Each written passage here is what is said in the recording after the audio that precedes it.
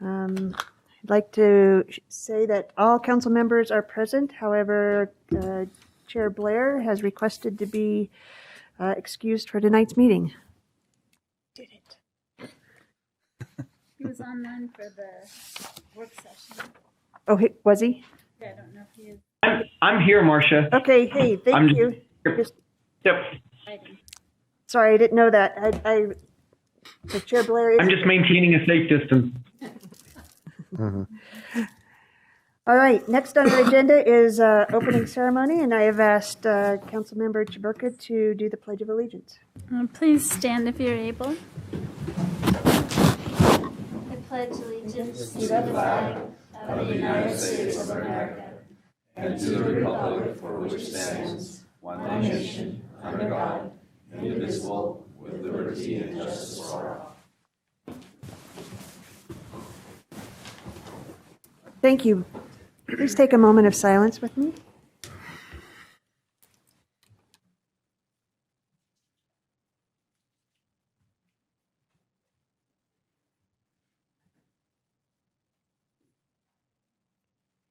Thank you very much.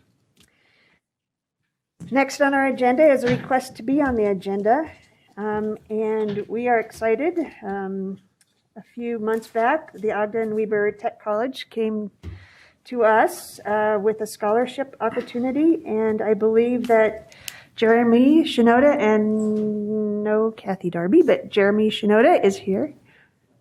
Oh, she's online. Okay. I don't have a screen up. That's why I can't see it. And so thank you for being here with the Diversity Commission. We asked them to present some names, and it looks like you have gone through your process, and I appreciate that. So, Jeremy. Good evening, Chair Blair, Vice Chair White, members of the council, Mayor Caldwell. Thank you for having us tonight. Thank you for involving the Diversity Commission to help identify a candidate for the Ogden Weber Technical College 50th Anniversary Community Scholarship. You remember a few weeks back, OTEC President Taggart and Director Murdoch came with that, and we assembled a selection and nominating committee. Commissioner Darby chaired that selection committee, and the commissioners Jones and Harbath also participated, and they selected Mr. William Hendricks. I'll let Commissioner Darby say a few words about their selection. Commissioner. Hi, folks. I hope everyone's having a wonderful holiday. Thank you, Jeremy.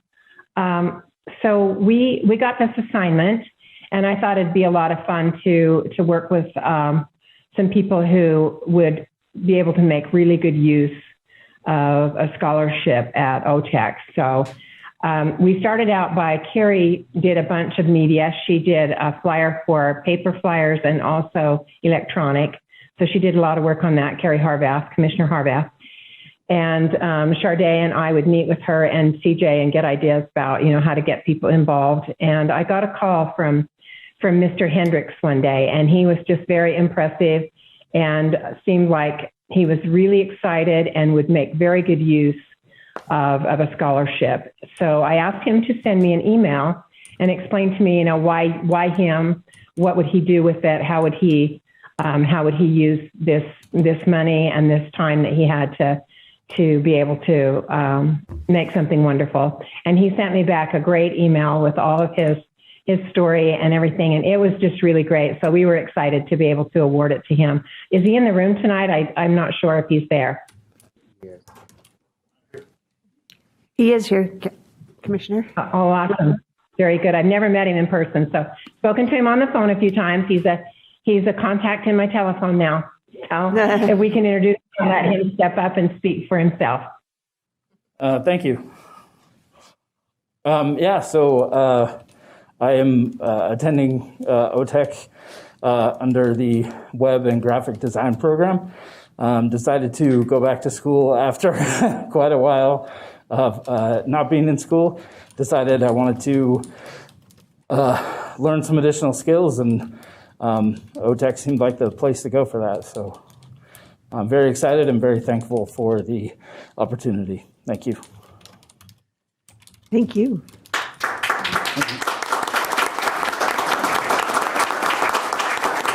Thank you. Thanks, everyone. Thank you for all the work you all did in finding a recipient, and good luck to you, Mr. Hendricks. Should we get a picture with him and the council? Oh, yeah, that'd be really nice. Yeah. Thanks, Doug. He's seasoned. Yeah, he's been around. He's done keeping us on point.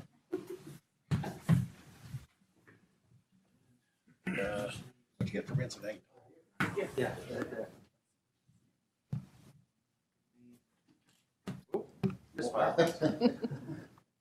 Automatic. Yeah. All right, I'll go in here. 1, 2, 3. Logging up my viewfinder so I can't really get a clear shot, but the camera's doing the work, so. Okay, thank you so much. Congratulations. Congratulations, yes. Thank you. Thank you. Talk us through that, Brandon.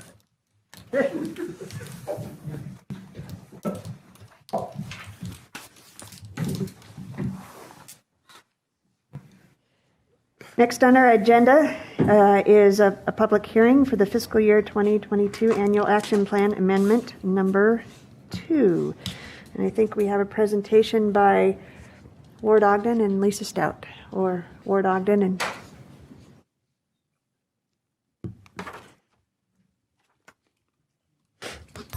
members of the council.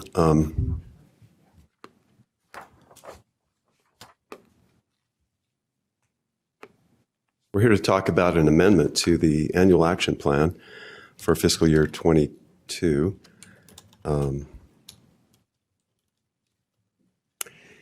The annual action plan, for the public who may not know, is an annual plan for the use of federal funds that come to the city for community and economic development.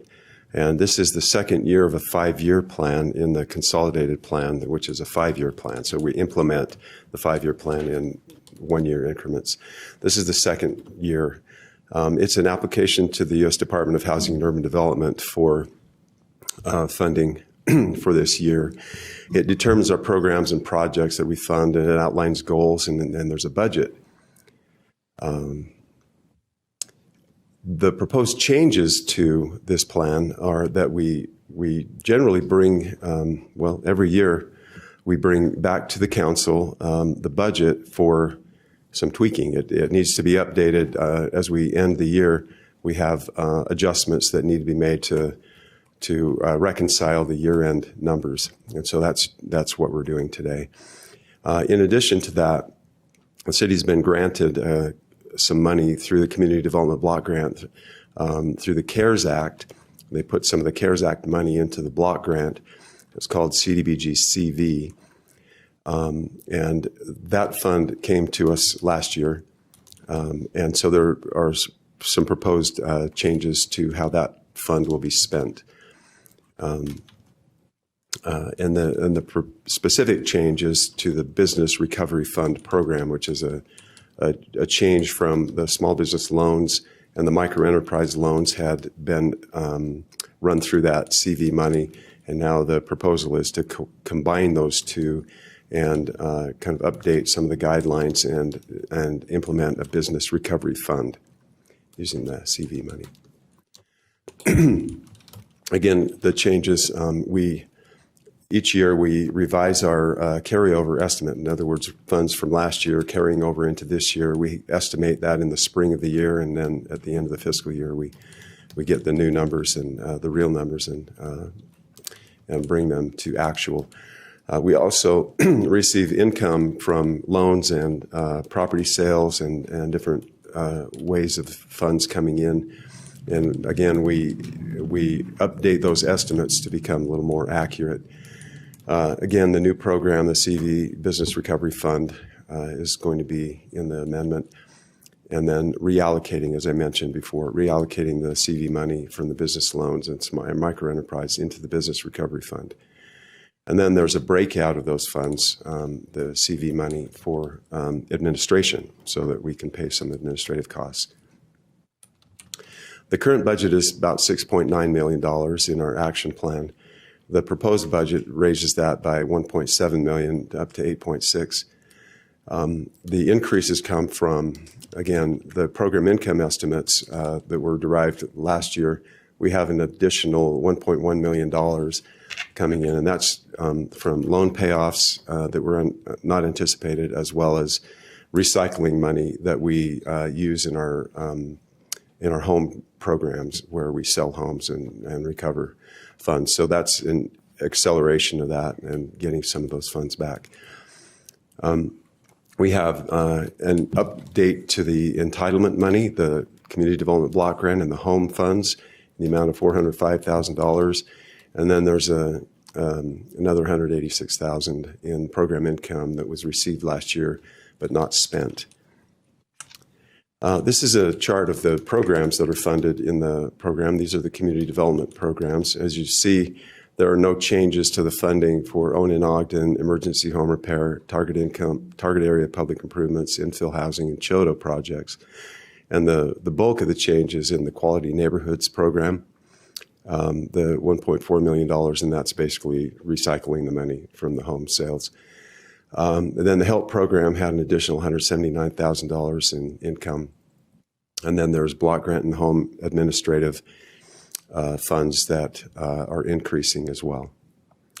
In the business side, there's no, if you look at the bottom line, there's really no change to the fund. It's the same amount of money, but the changes are in removing the funds from the CV Small Business, CV Micro Enterprise, and putting those funds into the CV Business Recovery Fund. That's it. Are there questions from the council? Any questions? All Thank right, you. Thank you.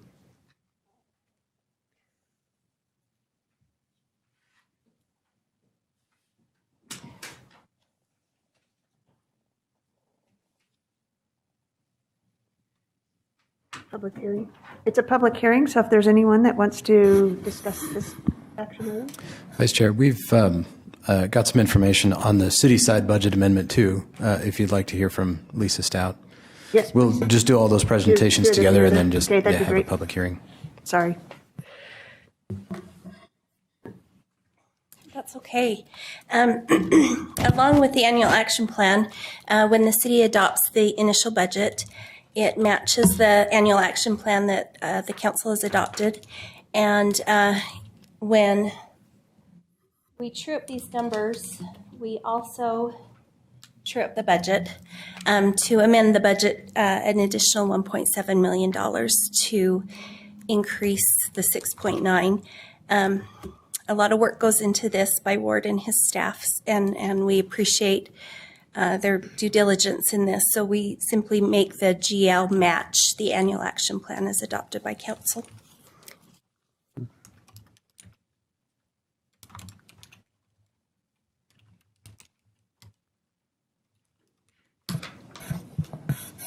And the business recovery program is, should we do them all at once while we're doing them?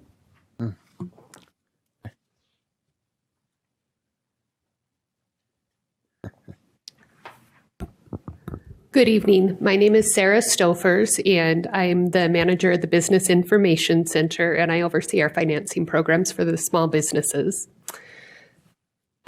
So today, as Ward mentioned, we have taken our CDBG CV allocation and we've created a program specifically for businesses adversely impacted by the coronavirus. The new program is called the Business Recovery Fund.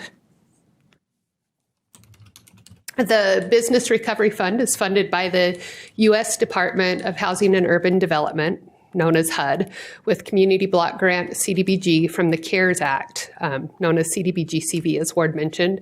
And all CDBG regulations apply to these projects that apply to our loans.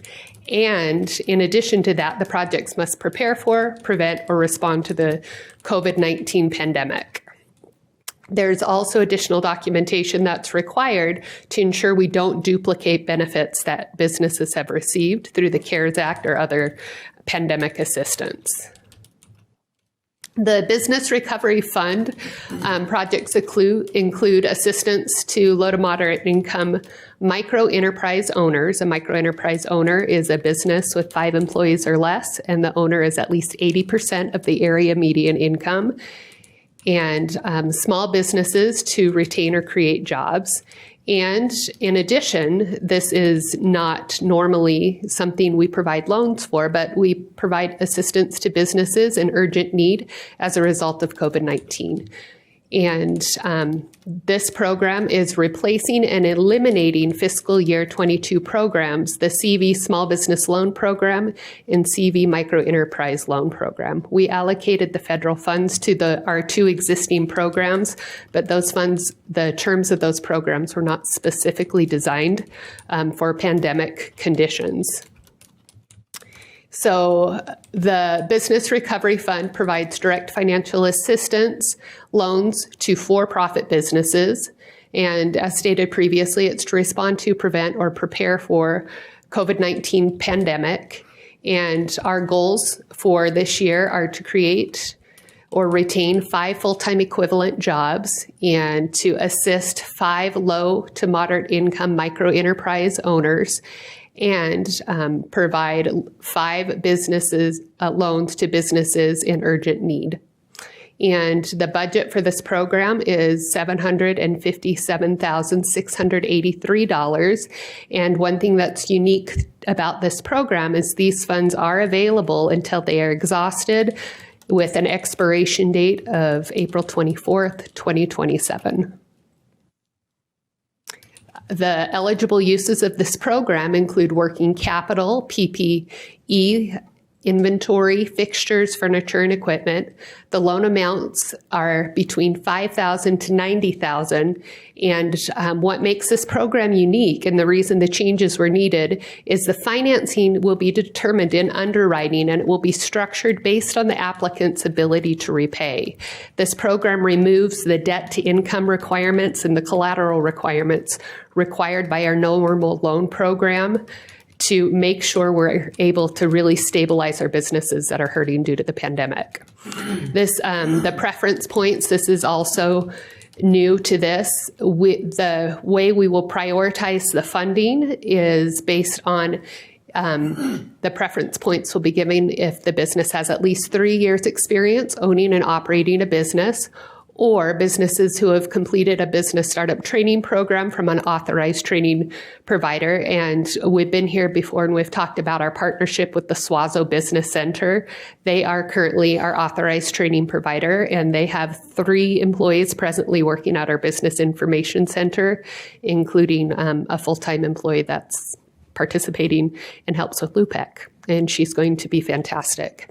And preference points are given for businesses within an Ogden City Business Development Division key industry, and also a minority business enterprise or women business enterprise or a veteran-owned business. And also preference points are provided for businesses that are located in an Ogden City district plan, like the Central Business District, or a commercial project area identified by the redevelopment agency. And the last but not least is preference points are given for businesses that have a demonstrated history of repaying debt on time. Now I think, any questions? Oh, sorry. Go ahead. I was just wondering, Sarah, if it's a loan repayment program, then where do the funds go when they're repaid? The funds go right back to the CDBG as program income, and they're not restricted by coronavirus requirements, but they come back to the city as program income. Great, and so it'll go back out to other businesses? Yep, it will go to our small business loan program and our micro enterprise. Thank you. Other questions? Great. Okay. Thanks, Sarah. All right, this is a public hearing. Now, if there's anyone that would like to talk about these 3 things.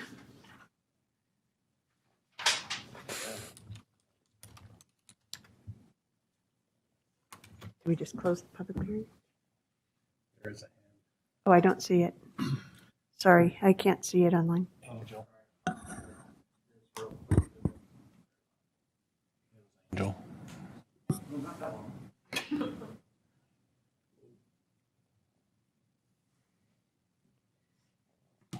Are you ready? Okay.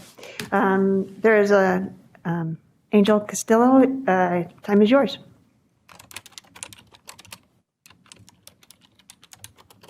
Thank you. Good evening. Angel Castillo, Ogden resident.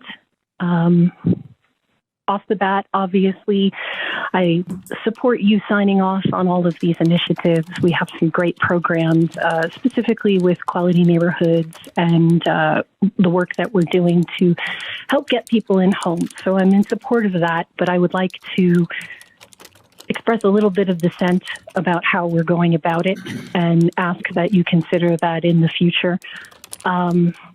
As we've talked about before, the Quality Neighborhoods program is, you're going to get another, 1.4 to renovate 5 homes. And those homes are not affordable. They're going to be selling for over $360,000. And, there's a famous quote, the definition of insanity is doing the same thing over and over while we're expecting a different result. If our goal is to provide housing affordability to all levels of income, I'm not specifically talking about low income, I'm talking about our working class, 50,000, 60,000, our teachers, our firefighters, our police.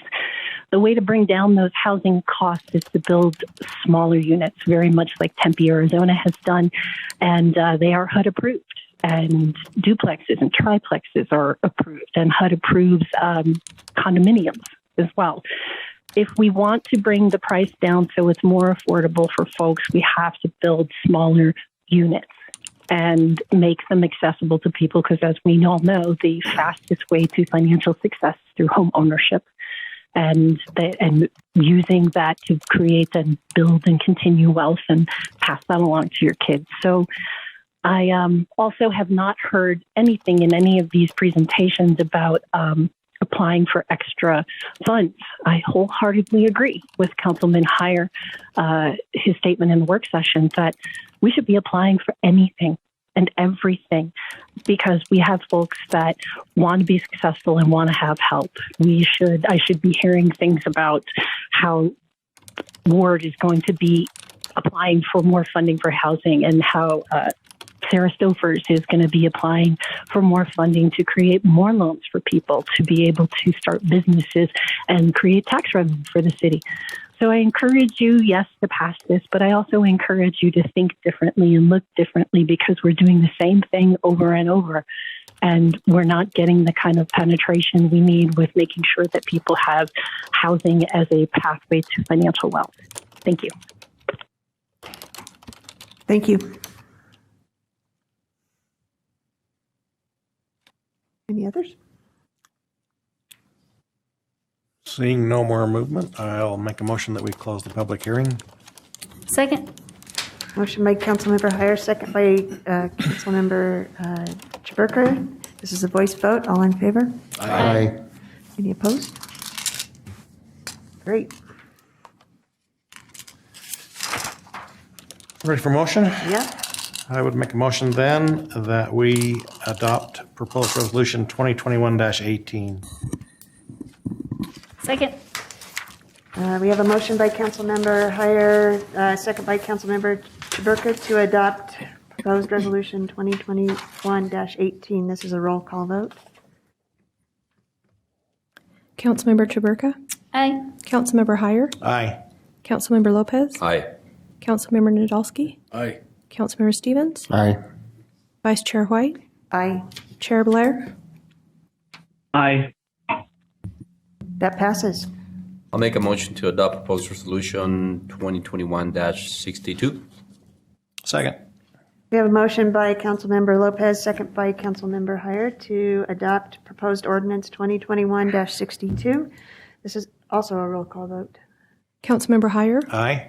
Councilmember Lopez? Aye. Councilmember Nadolski? Aye. Councilmember Stevens? Aye. Councilmember Chaburka? Aye. Vice Chair White? Aye. Chair Blair? Aye. That passes. Chair, I'll make a motion then that we adopt proposed resolution 2021-19. Second. We have a motion by Councilmember Heyer, second by Councilmember Lopez to adopt proposed resolution 2021-19. This also is a roll call vote. Councilmember Lopez? Aye. Councilmember Nadolski? Aye. Councilmember Stevens? Aye. Councilmember Traburka? Aye. Councilmember Heyer? Aye. Vice Chair White? Aye. Chair Blair? Aye. That passes. All right. Next on our agenda is the Bus Rapid Transit Art Projects. Christy McBride. Lori Buckley. Christy. Oh, We tag team everything. okay. It's funner that way. Good evening. We're happy to be here tonight. We appreciate your time. This project has been in the works for over a year, and we're super excited. My latest comment on this is that we've reached the finish line, and that's really exciting after a year long of work that's been put in by many parties. We're super excited to be part of this new public transit solution that's going to be built and finished by 2023. It is a great opportunity to infuse art into the daily experience, and that is one of our goals in our Arts and Culture Master Plan. This new public transit line will quickly get people around town through the heart of Ogden, down to the Frontrunner station, up around University, and to the hospital within 10 to 15 minutes during the weekdays and 15 to 30 minutes on the weekends. It's going to be a great experience for not only the riders. The UTA has estimated almost 5,500 possible per day will board these buses, but also the passersby. If you look at traffic counts on Washington and Harrison alone, they're in the 32,000s daily. So cars driving on this road will also be experiencing this art, not just the riders on the buses. And another exciting fact is that for the first 3 years, there's a federal grant that's going to be funding the subsidization of the ridership. So people will ride this for free for 3 years. So we're excited about that. Our partners, many are here tonight in support. So thank you. And our staff that have worked really hard on this.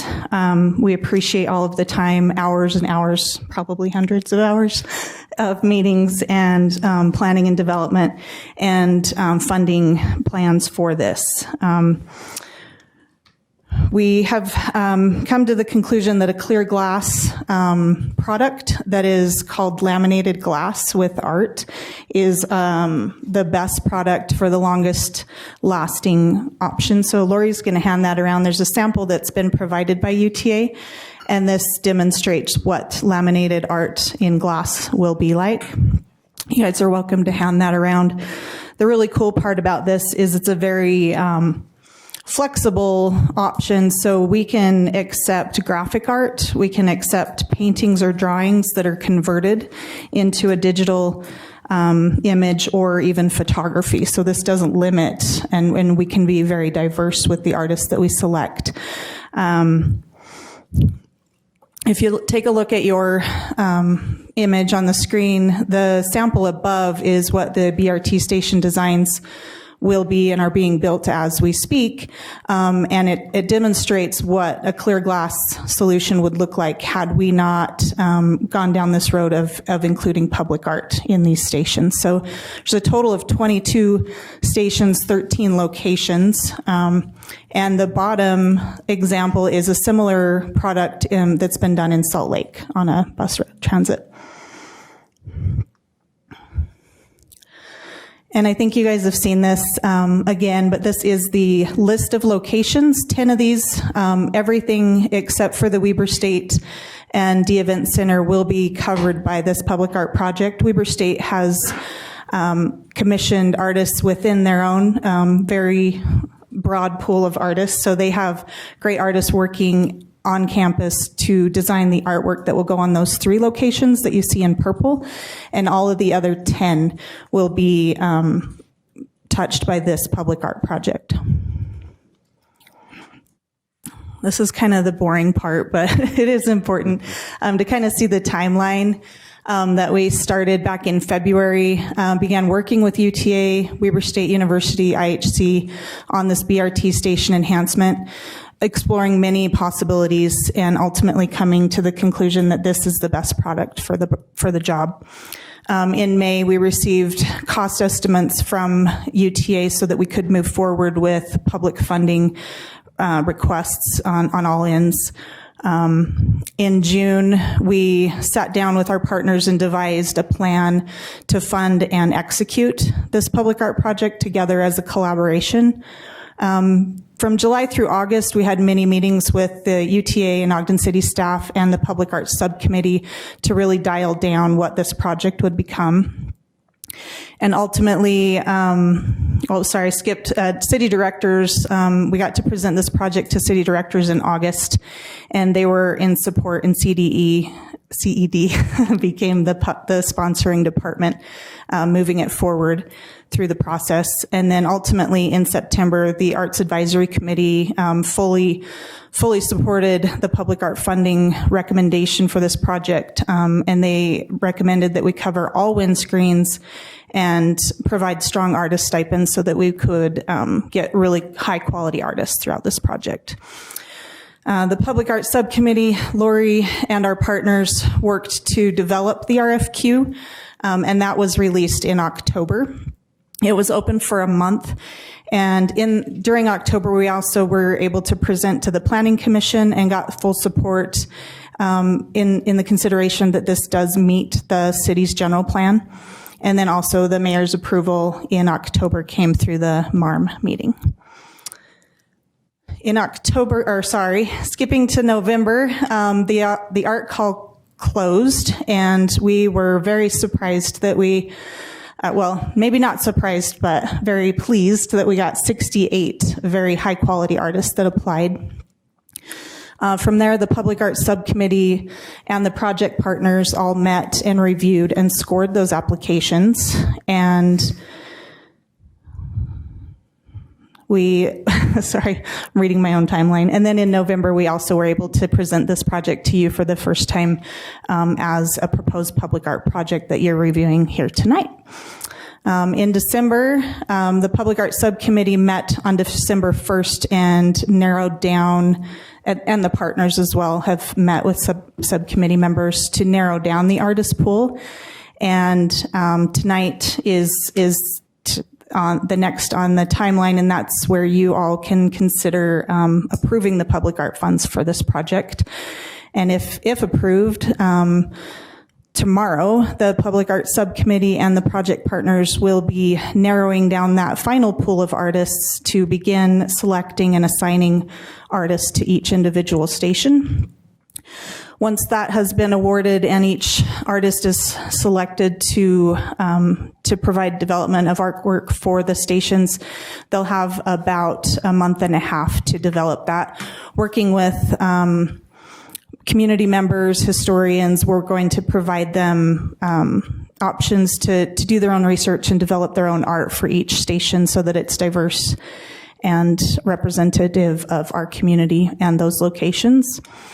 And then in January, we will be asking RAMP for a portion of this project. We see this as a very strong RAMP project as it stretches all across Weber County and touches the lives of many Weber County residents. And then artwork files are due to UTA in February. And so in the meantime, we'll be working with the artists to develop site-specific work based on the specifications required in the product and sizing of each of those stations. This project does meet many of our goals and objectives of the Arts and Culture Master Plan that was developed in 2015. I won't go into them specifically, but they are in the slide that can be shared with you tonight. And our Arts Committee, this was in their own words when we had the final meeting with them. They said Ogden has set a standard and go big or go home. So this is the project budget that you guys all saw in the original outline from the work session. And this represents the funding sources and uses for this project as a whole.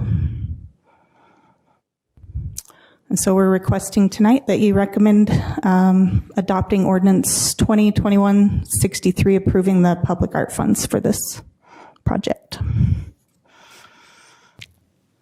Any questions? Questions? Christy? I have one. The artist, when they put this rendition into the UTA kiosk there. Does it reflect the area where that kiosk is located, or such as historical facts or things like that?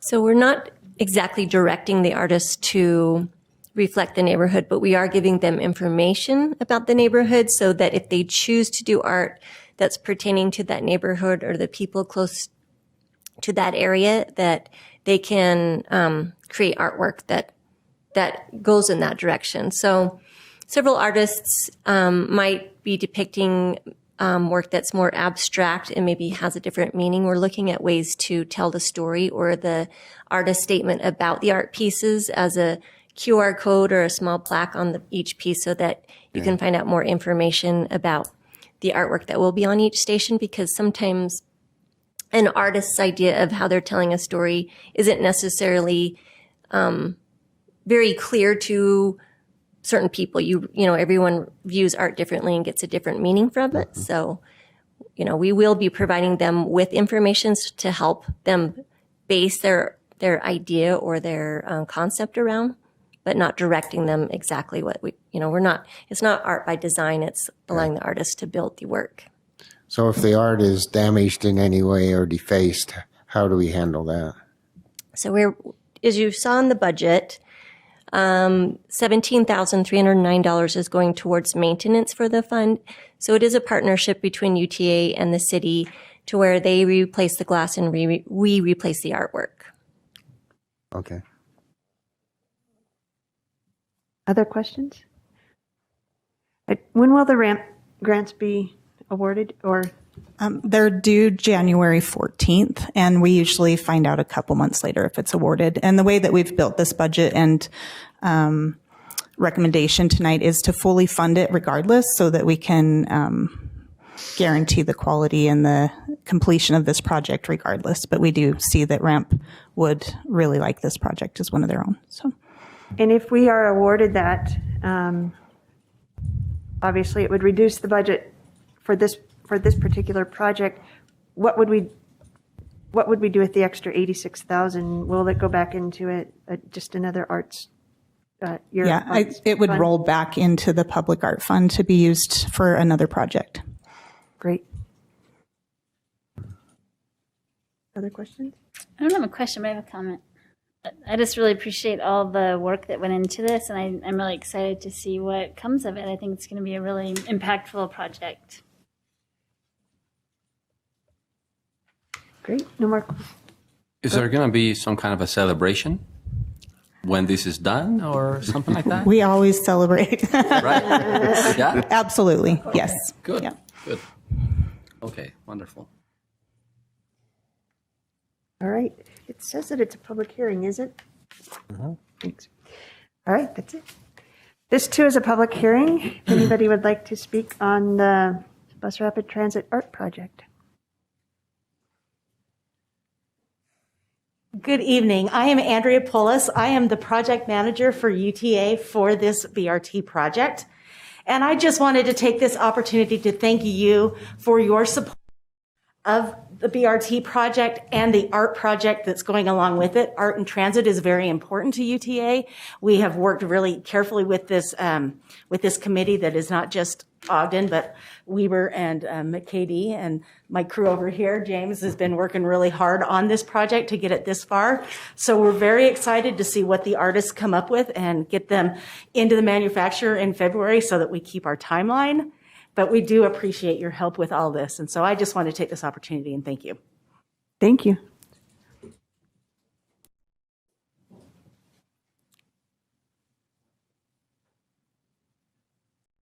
Hi, I'm Allison Hess. I'm the Public Relations Director for Weber State, and I wanted to thank you for letting me just spend one moment to speak on behalf of Weber State in support to show our support of this project.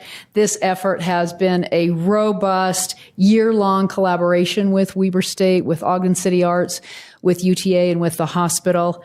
We've had a great collaboration and really have appreciated the leadership of Ogden City Arts. You already know this, but Lori, Ashley, and Christy are true rock stars and have really led and guided this project and have done Ogden City proud. As a group, we have come up, even though we're various organizations in the community, we have truly been partners, and we've come up with a unified vision that will bring public art to each of the UTA stations. OGX will not only give riders a lift on fast electric buses, I truly believe it will give them a lift of their spirit as they see this beautiful art from one end of the community to the other, and each stop will be wonderful and varied. Thank you for your support, because truly without your support tonight and on this project, that it wouldn't go forward. But I believe, like Ogden, each station will be unique. But like Ogden, the project will be vibrant, interesting, welcoming, and beneficial to all the riders in the community. So thank you very much. Thanks, Allison.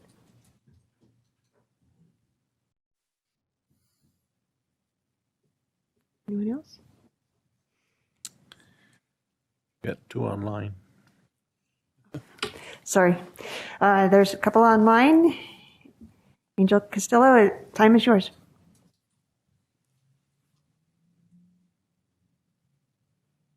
Good evening. Angel Castillo, Ogden resident. I would just like to thank our art department for making this project happen in UTA, because art is a wonderful, wonderful thing. And George Bernard Shaw, that quote, "Without art, the crudeness of reality would make the world unbearable," is absolutely true. And as we can see by the Dumke Plaza and the large murals that Market Star helped drive forward, it really does change a pedestrian paseo experience. It's vibrant, it creates smiles, and every great city has a wonderful public art program. So I encourage you all as a city council, when you go into your next budgeting session, to step up your game and not only support public art by a guaranteed amount that is financed through the council every year, but also do what most cities do across the United States and bring a percentage for art program and allow that percentage for art program to get bigger and better projects when we're booming and we have money coming in from those projects, and then your commitment to finance a particular level as you've been doing so far. It's a great thing. Ogden's a great city, and we need to start making sure that we're showing up in a big way by community partners and really committing to financing public art through an annual commitment and a percentage for art program. Thank you. Thank you. And Hisato, the time is yours. Hey there, Heath Sato, Ogden resident. I'm in full support of this and of you guys supporting it. I just did want to make a couple comments on it. These sorts of projects are great, especially for people breaking into public art. It's a very low risk, safe way of getting into it. They don't have to deal with all the trouble of other types of public art projects. But I did have one concern, and because of the holidays, you'll basically be giving professional artists just about 1 month to study, think about, and create their artworks, while they're also likely working on other projects. It's a really short time for professional artists to design, create the right imagery for these spaces. And I'm sure the chosen artists will meet the deadlines, but it's a lot to ask. And I hope in the future we can work on longer timelines for artists. That's all. Thanks. Thank you, Heath.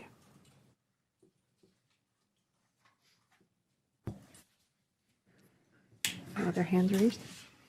Seeing no more movement, I'll make a motion that we close the public hearing on this item. I second it.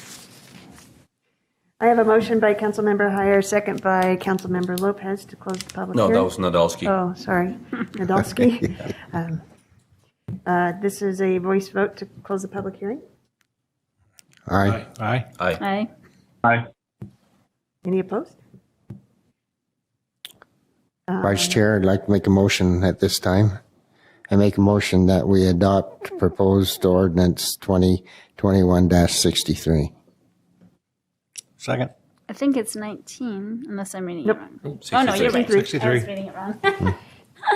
We have a motion by Councilmember Stevens and second by Councilmember Heyer to adopt proposed ordinance 2021-63. This is a roll call vote. Councilmember Nadolski? Aye. Councilmember Stevens? Aye. Councilmember Chaburka? Aye. Councilmember Heyer? Aye. Councilmember Lopez? Aye. Vice Chair White? Aye. Chair Blair? Aye. Fantastic. That passes. Thanks, everybody. Vice Chair. Yes, sir. So I'd like to, like to make a request to give people a hand for these? Is that? I think that would be an excellent is that okay? use of hands. All right, Yes. thank you. Thank you. Thank you. Very much. This is so fun. Thanks. All right. Next up on our agenda is our reports from the administration. We have Ward Ogden, it looks like, again.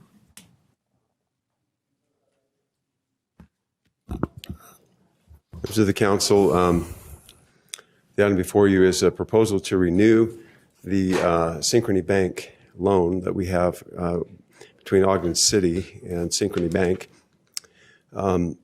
In 2005, we began borrowing funds from Fannie Mae through their community lending program. That was an initiative that helped us to leverage our community development funds and do affordable housing projects. We borrowed about and drew down about $2.5 million over a 6-year period and did 40 projects, 40 homes. And since 2011, there's been a change to the funder, and it's been Synchrony Bank.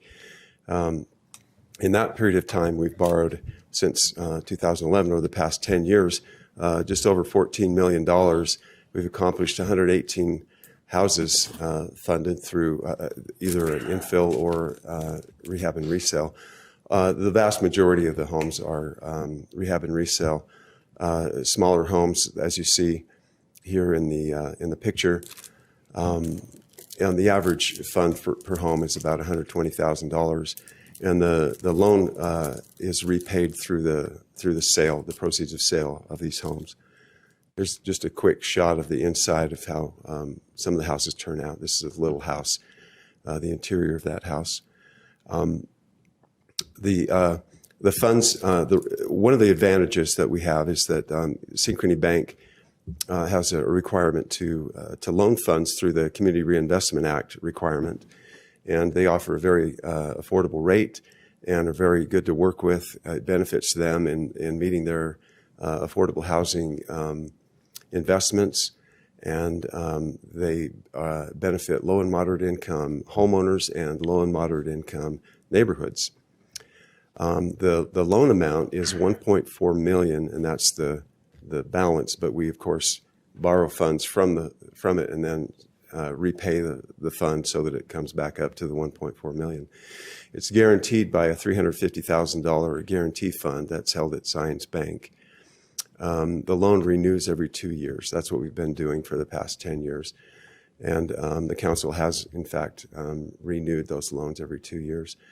The current rate is, it's the Bloomberg index plus 1.75% interest. So it's a very low rate. And we make an interest payment each quarter. Just a couple of pictures. Here's a before and after of one of our houses at 2207 Jefferson Avenue. And it had a really nice interior finish on it. So we recommend that the council approve the resolution authorizing the administration to renew our loan. Are there any questions? What's the price of the homes that you resell? We have a home.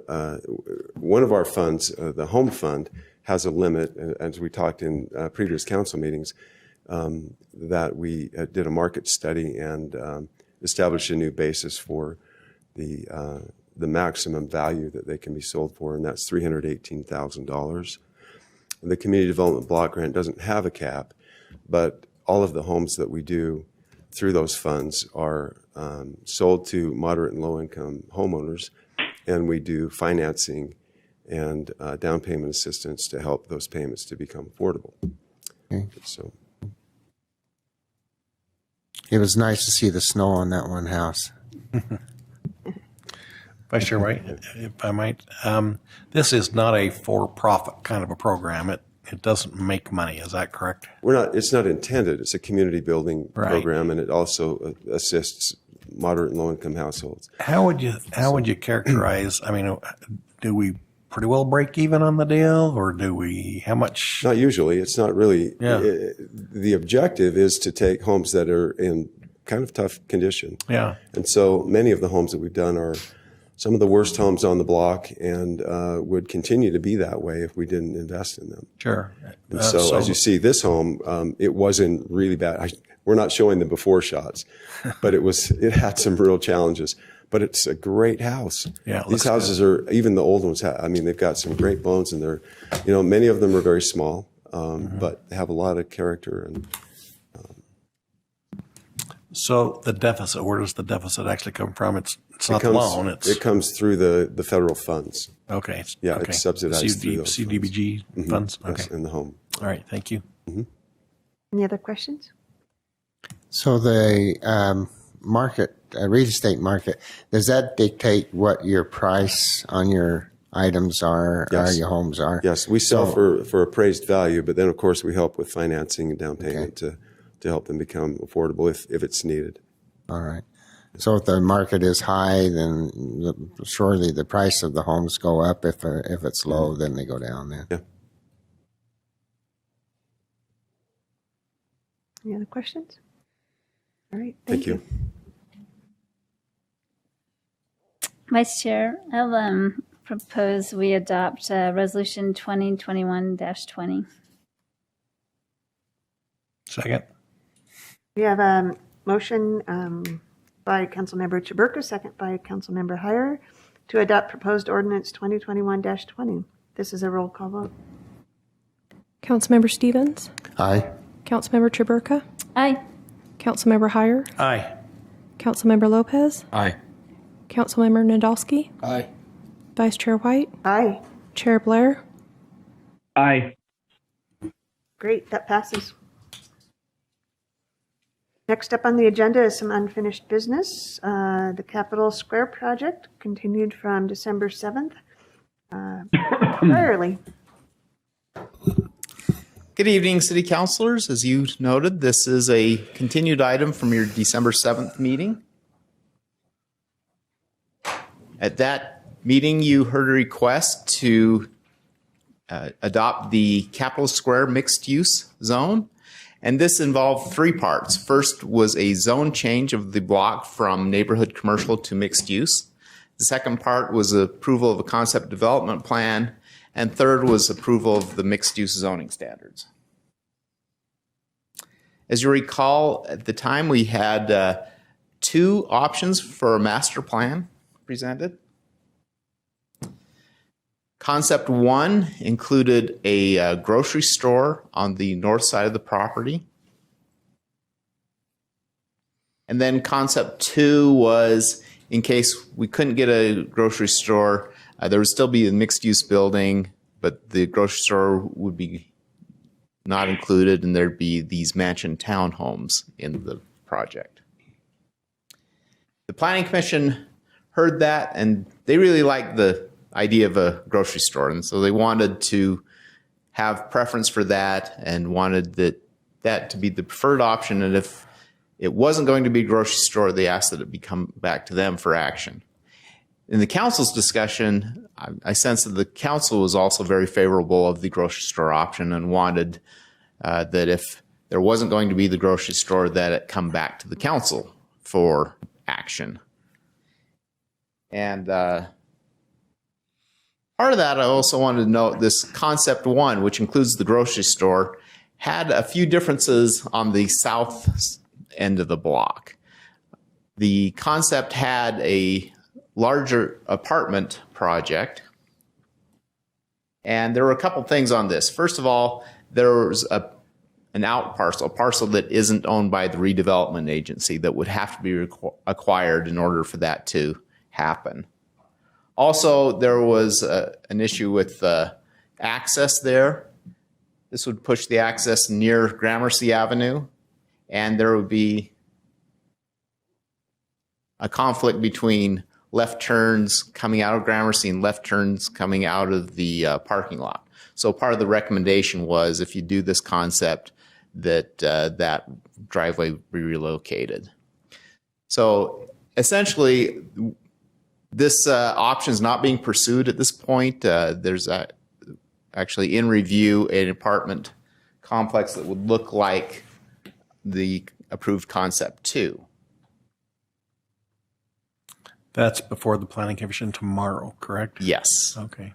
If you adopt it tonight. Okay. So what we've done is, instead of having these two options, we've just combined them into one hybrid concept. Basically has the shirt of one option and the pants of another option, if you will. So the north part would have the grocery store option, and then the south half would be the apartments as is being currently proposed.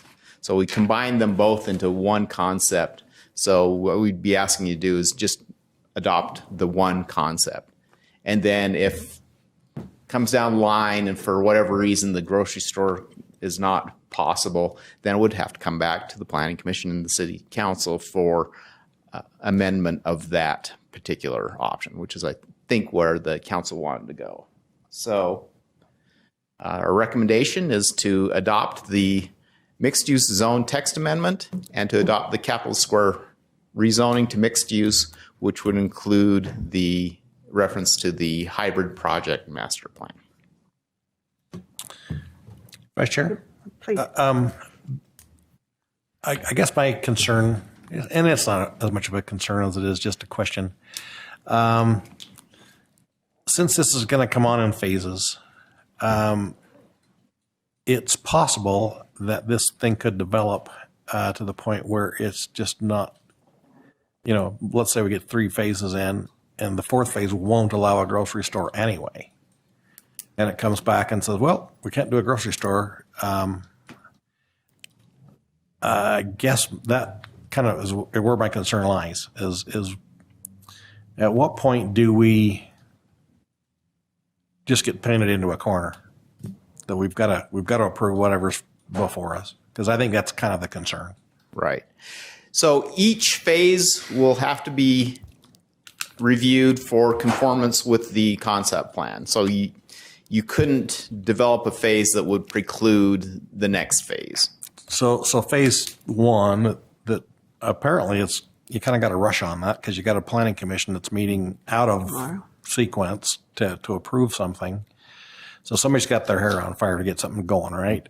Yeah, there's a grant application due, and that's okay. That's the that makes sense, and I'm not opposed to those things. I think that's all good. I just want to make sure that we do get those incremental shots at this, and it sounds like we do. So thank you, appreciate that. You're welcome. Any other questions? You ready for motion? Sure. Okay.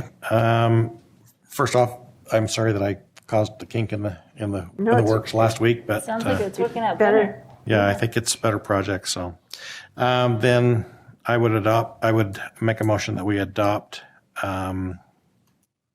proposed ordinance 2021-59. I second it. We have a motion by Councilmember Heyer, second by Councilmember Stevens to adopt proposed ordinance 2021-59. This is a roll call vote. Councilmember Chaburka? Aye. Councilmember Heyer? Aye. Councilmember Lopez? Aye. Councilmember Nadolski? Aye. Councilmember Stevens? Aye. Vice Chair White? Aye. Chair Blair? Aye.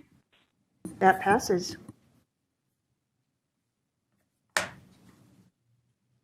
Vice Chair, I'll make a motion that we adopt proposed ordinance 2021-60. I second it. We have a motion by Councilmember Chaburka, second by Councilmember Stevens to adopt proposed ordinance 2021-60. This is also a roll call vote. Councilmember Heyer, Aye. Councilmember Lopez, Aye. Councilmember Nadolski, Aye. Councilmember Stevens, Aye. Councilmember Chaburka, Aye. Vice Chair White, Aye. Chair Blair. Aye. That passes. Vice Chair? Yep. Since it's in District 3 and it's right in the center of the city, I believe this project will actually benefit not only the community around it, but also the city of Ogden. We will receive great benefits from this project, and it's been a long time coming, but it's nice to get to this point. So it'll be a great shot in the arm for our central part of our city in that area. Great. I'm also glad that we've got as really our only option presently one with a grocery store. I think that that's going to really help this part of town, is having someplace to shop. That'll kind of water up the grocery island, or what I think a food desert. That's what. Yeah, it's not technically a food desert because I know the it's Rancho not. market is there. Yeah, because but there are I actually agree. other markets. More options, especially more if options the is going to be Rancho- good. Yeah, Yep. the Rancho changes. Mm-hmm.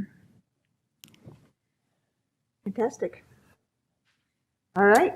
Next on the agenda is some unfinished business for the petition to allow painted brick. Ross Watkins. Or not to allow painted brick. All right. So last week, the council adopted an ordinance that would allow the painting of brick in certain exceptional circumstances in the East community. East Central. East Central. I've typed it like a million times. I just can't say it. I can type better than I say things. But the council didn't take action on the petition. So there's still kind of a petition floating out there to allow painting of brick that wasn't denied last week, but was kind of implied that it would be denied. So basically the council needs to take action on that, either to accept or deny the petition to allow painted brick. So I guess just a reminder, if you vote to approve the petition, then we need to write up a new ordinance, because then it would kind of nullify what happened last week, if that makes sense. Mm-hmm. I'm tempted just to make it sad. Just to try it. Just to make Ross panic. Just to get the East Central folks up in an uproar. Yeah. That's why Ross doesn't have any hair. Yeah. So worked up all the time about this. Okay. So we just need action on that petition. Fantastic. Just mostly for the record. Okay. Vice Chair White, Yep. can we put this to bed? I Yep. would like to make a motion that we deny petition number 2021-8. Second. We have a motion by Councilmember Heyer, second by Councilmember Nadolski to deny the petition 2021-8. This is a voice vote. All in favor? Aye. Any opposed? Aye. Any opposed? All right, that passes. It's kind of weird to say that. All right, next on our agenda is public comments. This is an opportunity to address the council regarding any concerns or ideas on any topic.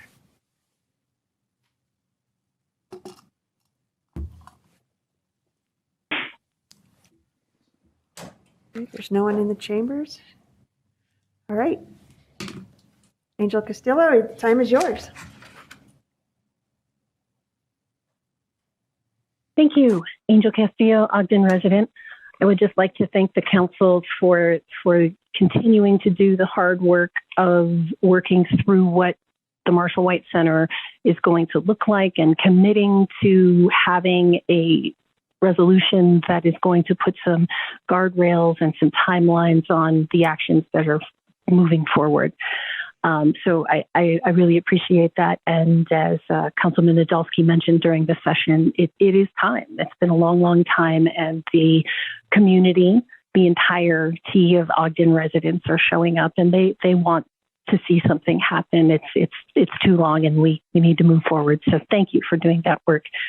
I'd also like to lift up Council members Heyer's comment again from work session, that I would really like the council to be leaning on their leadership and administration leadership to be applying for everything and anything with regards to ARP grants.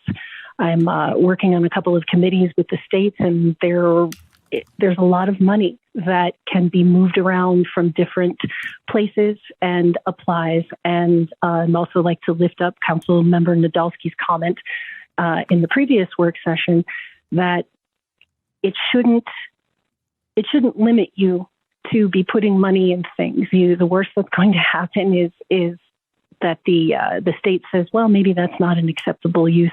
And then you get creative, like Councilman Nadolski suggested, and move money around, apply for more funding that is 100% traditional infrastructure like water and sewer, and then reallocate those funds that you were initially going to be using anyway into other projects that are going to make meaningful and significant contributions to our community.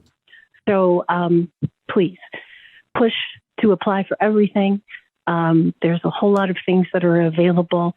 Many other cities are not limited by having an absolute 100% granular plan. All that is required is the basic plan, and then when you have reporting conditions, then you have to trigger all of those very specific things.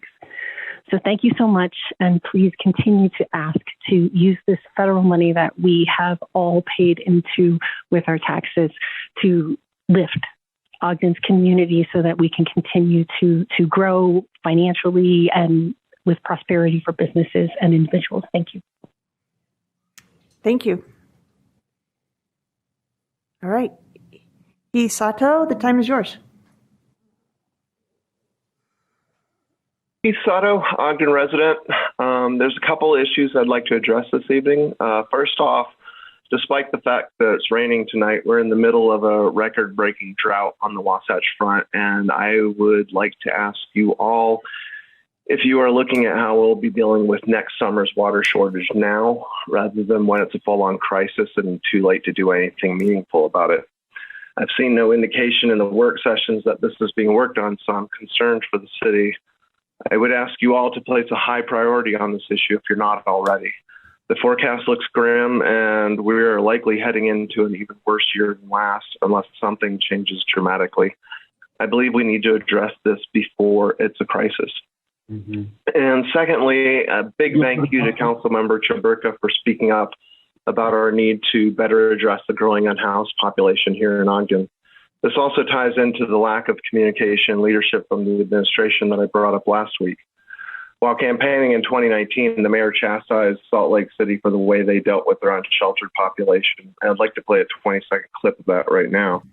And we saw what happened in Salt Lake when you had a whole group, a whole population of people around the Rio Grande area that were the most vulnerable and the most unable to care for themselves. And they kind of came in with a heavy hand and swept them all out. So that was 2019. But in 2020, the city council was caught completely off guard when we saw Ogden City using these same heavy-handed tactics about this time of year with our own unsheltered population, in direct contradiction with how the mayor spoke in such concerned tones about the topic just barely a year prior when he was making campaign promises. This was on my mind today because I drove past the Lantern House and I saw at least a dozen tents along the sidewalk there, and there were 5 police vehicles out there with some officers getting out of their cars. I didn't see what happened after that, but it made me want to ask you, the city council, if you've been informed about any plans for how things will be handled this year. Last year, the mayor chose to uproot and scatter that population on what was the coldest night of the year so far. Nobody was ever held accountable for that violation of CDC guidelines and, frankly, that violation of human decency. So I'm concerned that nothing was learned and history might repeat itself. I do hope that this year we're prepared to do better for the unsheltered population than we did last year. Human lives are literally in your hands. I wish you all safety and good health during this holiday season. Thanks for listening. Thank you. Daniel Matthews, the time is yours. Thank you very much, Chair. Can you all hear me okay? Yep. Alrighty. First, I just want to echo some of the sentiments and say thank you to the council for making the Marshall White Center and how that looks going forward priority. I know this isn't the fun part of politics, but as members of the community, we do appreciate it. I would like to echo some of the other sentiments. I had the opportunity to meet with Representative Dr. Lesser last Friday and discuss AARP possibilities and stuff like that. And the way she made me understand how this works is technically the administration has to be the one who requests or flips the lever to be able to request funding. And I would just urge the council to lean heavy on the administration to literally ask for anything and everything that we can to help all of Ogden City, simply because by not doing it, I think we would be doing a major disservice to your constituents and our population here within the community. I also would like to thank Vice Chair White for proposing and putting forward a resolution. I'm really looking forward to see how that resolution turns out. As a tongue-in-cheek statement, I would like to make a recommendation. Is it possible to have the Marshall White Center designated as part of an art project? Because I didn't hear any of the same comments or concerns about the BART art project benefiting all of Ogden that I've heard repeatedly in conversations about the Marshall White Center. And I just want to know, why are we so concerned about how the Marshall White Center is going to impact, I've heard it several times, all of Ogden, but those same concerns don't come up in other situations. One last thing on the Marshall White Center, I would like and encourage everybody to come out. There's two major things going on this weekend. Project Success and Ms. Betty has a clothing drive and some stuff like that going on Saturday. And then on Sunday from 11 to 4, we'll be holding our Bazaar Market, which is 70 local vendors providing all your last-minute shopping opportunities. If anybody else is like me, last-minute gifts are a priority. And very last, I would also like to ask the City Council to look into a current situation with the Ogden Fire Department. I think you guys know which one I'm talking about, where somebody is being, what's the word I'm looking for, punished for being a medical cannabis patient. I don't think that's something that the hard-working men and women on the front lines of our community protection services need to be concerned about. Thank you very much. Thank you.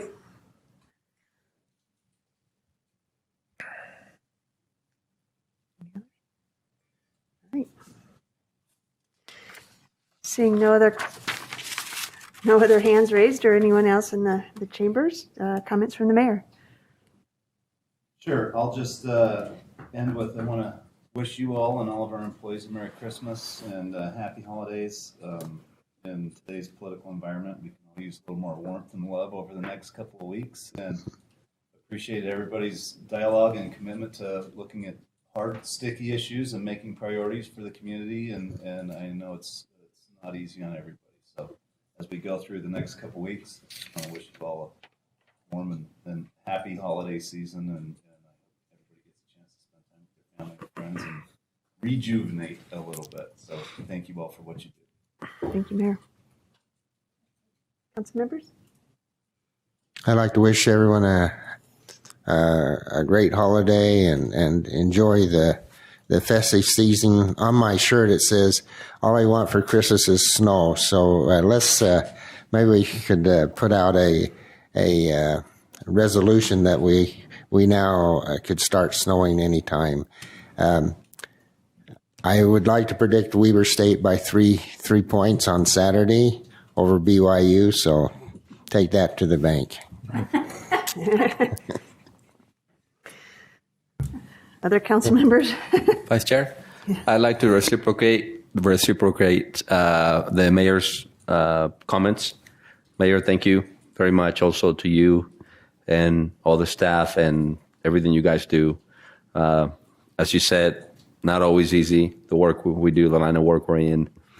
And, we handle tough issues and we have disagreements, and that's the nature of the work we do. But at the end of the day, there are great things happening in our city too, and we need to recognize that. So thank you very much, and I really appreciate everything you guys do. Thank you. Anyone else? Yeah, well, I echo that as well. And I just wanted to say how much I appreciate the administration and also the police department, especially in the Parks and Recreation Department, for coming to a community meeting with me tomorrow to talk to constituents. And I feel like I've been asking them to do a lot of that lately, and they have been showing up, so I really appreciate it. All right. Any other comments? Nope. Need a motion. Motion to adjourn? Second. Motion by Councilmember Heyer, second by Councilmember Jaberka to adjourn. This is a voice vote. All in favor? Aye. Aye. All right. One meeting down. Ready? All right, let's get started on our next meeting. Good evening and welcome to the Redevelopment Agency meeting of December 14th, 2021. Please note all board members are present with board member Blair online. Up next is a public hearing for the D.L. Evans Loan and Quality Neighborhoods Initiative. Lisa Stout. Way to hang in there with us.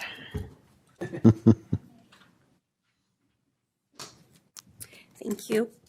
Board members, I appreciate the opportunity to present this budget opening to you this evening. There are two things really in this budget opening. One is to recognize a revenue that has been earned in the Quality Neighborhoods program. When Quality Neighborhoods was approved, the intent was any property sales or in this instance, lease revenue would be recognized back into the program to be used to continue the program as outlined in the resolution. So we have about $150,000 in lease revenue that has been earned over the last few years. This lease revenue is then used to pay utilities and maintenance costs for properties the city owns and is currently leasing. We earn about $3,600 a month, about $40,000 a year in these lease proceeds. We don't anticipate that this whole $150 will be used in the current year, but would be carried forward until it's used up. And then additionally, they had some property sales in the Quality Neighborhoods program, and we're asking to appropriate those sales proceeds back into the program for a total budget opening of $481,850. And then we'd also like to request that budget appropriation is made to recognize loan proceeds in earlier in calendar year 2021. The council entered in the RDA entered into a land transfer development agreement with JF Capital. In that agreement, it outlines that the city would obtain financing to help with the pre-development costs up to $1.9 million. The city did go out and obtain a loan for just under 1.9. We're asking to appropriate those loan proceeds. They would then be passed on to the developer as those costs are incurred to do consulting, design, and other pre-development costs as outlined in the LTDA. Additionally, the Continental area has been receiving increment. We'd like to appropriate $17,000 of the increment revenue to pay the loan fees associated with this loan. The intent is when the developer obtains financing and is ready to move forward, they would pay this loan off on behalf of the RDA. And so that appropriation is $1.9 million. Any questions? Thank you. Any questions for Lisa? All right. This is a public hearing. Anyone would like to speak towards that?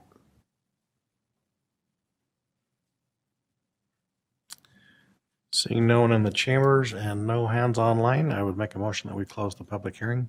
Second. We have a motion to close the public hearing by Board Member Heyer, second by Board Member Chaburka to close the public hearing. This is a voice vote. All in favor? Aye. Aye. Any opposed? All right. Motion. Vice Chair, I would make a motion then that we adopt proposed resolution 2021-19. Second. We have a motion by Board Member Heyer to, and second by Board Member Lopez to adopt proposed resolution 2021-19. This is a roll call vote. Board Member Chaburka? Aye. Board Member Heyer? Aye. Board Member Lopez? Aye. Board Member Nadolski? Aye. Board Member Stevens? Aye. Vice Chair White? Aye. Chair Blair? Aye. That passes. Next on the agenda is comments from the Executive Director. I realized my mic was off when I made my public comments after City Council, but there's never enough opportunity to thank Lisa Stout for the amazing work that she does for the administration, for everybody in the city. We cannot thank you enough for your tireless work and effort, so thank you for everything that you do. And I'll leave it at that. Thank you. Board members, comments? All right. Motion to adjourn. Second. Motion by Board Member Nadolski, second by Board Member Lopez to adjourn. This is a voice vote. All in favor? Aye. Any opposed? All right. Good night, you guys. That's Thank a you, wrap. Vice Chair. All right.